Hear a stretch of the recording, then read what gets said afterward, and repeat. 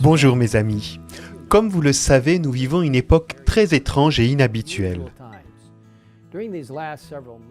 Au cours de ces derniers mois, nous avons connu de nombreuses crises, les unes après les autres, d'une manière sans précédent.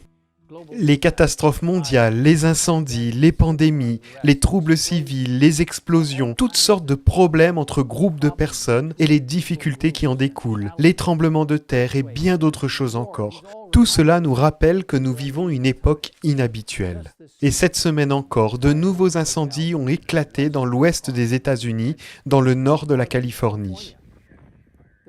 Ce feu qui a fait rage au moment où nous parlons a éclaté tout près de Helms Haven, la dernière demeure d'Ellen White. Cette maison située près de Sainte-Hélène en Californie se trouvait directement sur le chemin de l'incendie lorsqu'il s'est déclaré. L'université adventiste de Sainte-Hélène, située sur la colline au-dessus de Helms Haven, a également été menacée par l'incendie. Plus haut, sur les monts Howell, se trouve l'Université Pacific Union College, un établissement d'enseignement adventiste du 7e jour fondé en 1882. Toutes ces installations ont été évacuées ainsi que la zone environnante. Au moment de cet enregistrement, nous ne connaissons pas encore le résultat final de l'incendie. Mais nous vous tiendrons informés par le biais des différents canaux de communication de l'Église adventiste du 7e jour. Nous savons que par la grâce de Dieu, Helms Haven a été protégé au moins jusqu'au moment où nous filmons ce programme particulier et nous louons Dieu pour les nombreuses prières faites dans le monde entier pour ce que vous avez fait en demandant à Dieu d'intercéder. Je vous invite à prier pour les personnes des communautés de la vallée de Napa qui subissent les terribles effets de cet incendie, ainsi que d'autres personnes dans le monde entier qui sont confrontées à de nombreuses épreuves et difficultés. Aussi choquants que soient les nombreux événements récents, les uns après les autres, nous ne devons pas être surpris. Ces catastrophes et d'autres se produisent depuis des années, mais il semble qu'elles se produisent de plus en plus souvent. Lors de son discours sur Terre, Jésus lui-même nous a dit à quoi nous attendre dans les derniers jours. Dans Luc 21, 25 à 26, nous lisons «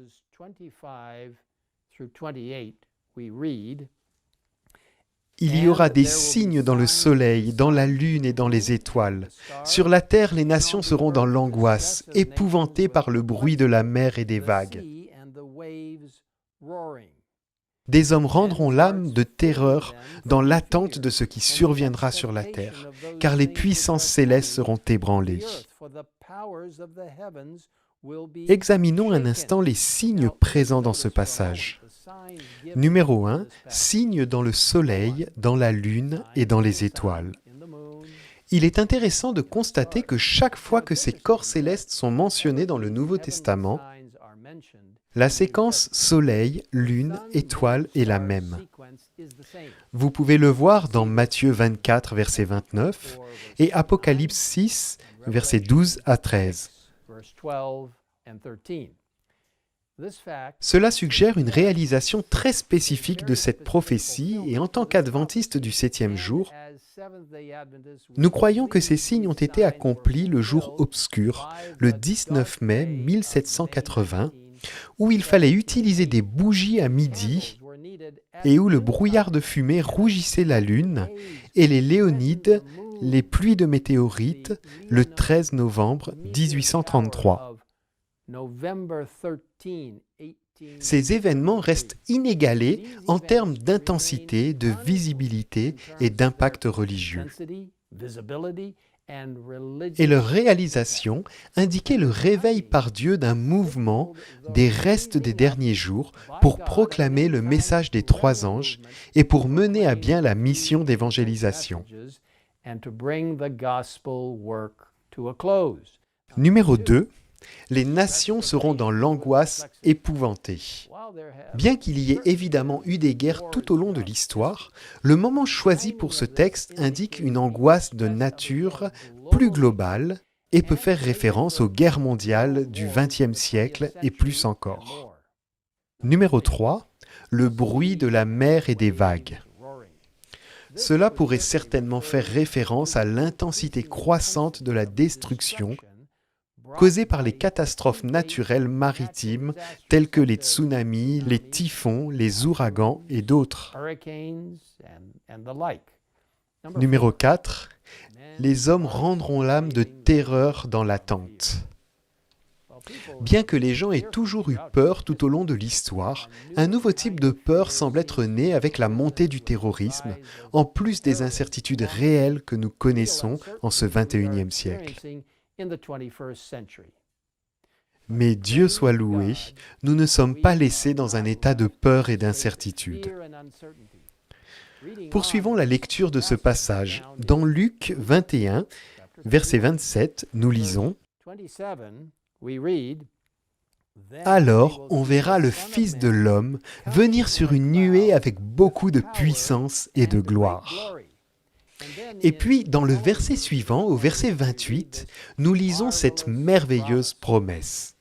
« Quand ces événements commenceront à se produire, redressez-vous et levez la tête, parce que votre délivrance est proche. » Mes amis, je crois fermement que Jésus reviendra très très bientôt. Il est temps comme jamais auparavant d'être encouragé et de se préparer à son prochain retour. Dans le livre Témoignages pour l'Église, volume 3, nous lisons « En un sens tout particulier, les adventistes ont été suscités pour être des sentinelles et des porteurs de lumière. Le dernier avertissement pour un monde qui périt leur a été confié. La parole de Dieu projette sur eux une lumière éblouissante. Leur tâche est d'une importance capitale, la proclamation des messages du premier, du second et du troisième ange. Aucune œuvre ne peut être comparée. Rien ne doit en détourner notre attention. Les vérités que nous devons proclamer au monde sont les plus solennelles qui aient jamais été confiées à des mortels. C'est là notre travail.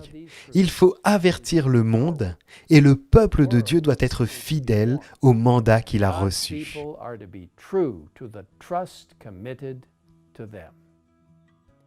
Le moment est venu, chers amis, de laisser nos lumières briller pour lui. Je vous encourage à prier pour que Dieu vous guide et vous oriente vers la meilleure façon d'atteindre les autres pour lui. Maintenant, prions ensemble.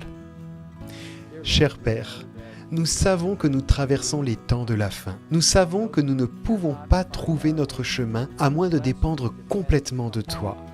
À moins de comprendre que le message que nous devons apporter au monde, le message du premier, du second et du troisième ange, n'est pas donné par notre force, mais par la puissance du Saint-Esprit. Alors que nous nous confions en toi, alors que nous sommes confrontés à tant de catastrophes, tant de défis, tant de désaccords et de difficultés entre les gens,